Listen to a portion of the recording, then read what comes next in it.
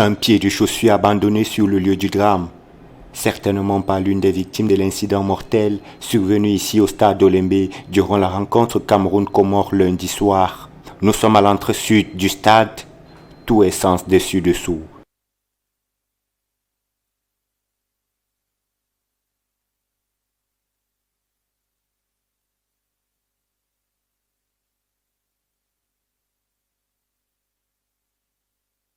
J'étais à l'entrée, il y a les hommes maintenant qui ont d'abord bloqué le passage. Quand ils bloquent alors le passage, les gars du derrière ont commencé. Les gars ont commencé à raconter les histoires que rouge, pour finir.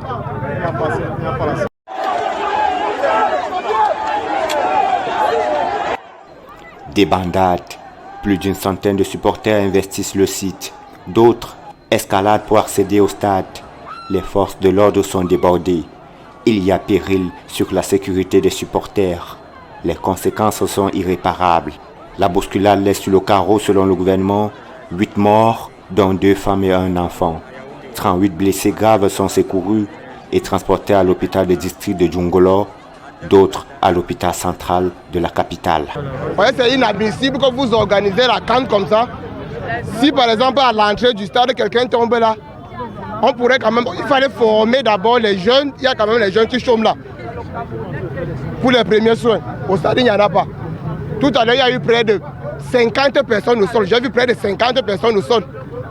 Face à cet incident, le président de la CAF a réagi à la suite du gouvernement. Après une visite aux blessés de la bousculade, Patrice Motsepe a convoqué une réunion de crise avec le COCAN et toutes les parties prenantes impliquées dans l'organisation de la CAN.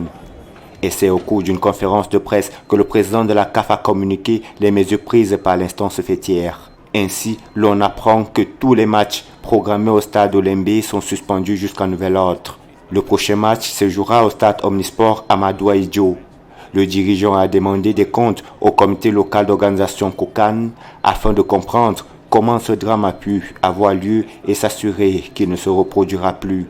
Un comité de discipline va être créé et remettra un rapport détaillé à la CAF. Par ailleurs, la Confédération s'est tournée vers un laboratoire indépendant qui a conduit des tests à l'euro pour piloter les tests Covid durant le reste de la compétition, ce qui devra certainement mettre un terme au scandale des tests Covid, le dernier en date étant celui qui a ravagé une douzaine de joueurs du Comores en rendant la rencontre de lundi soir plus qu'amère.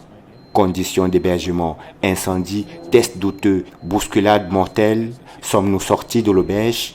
Une réunion de crise serait en cours au sommet de l'État pour stopper la saignée, même si la CAN 2021 sera à jamais amère pour certaines familles. Qu'est-ce qui n'a pas marché?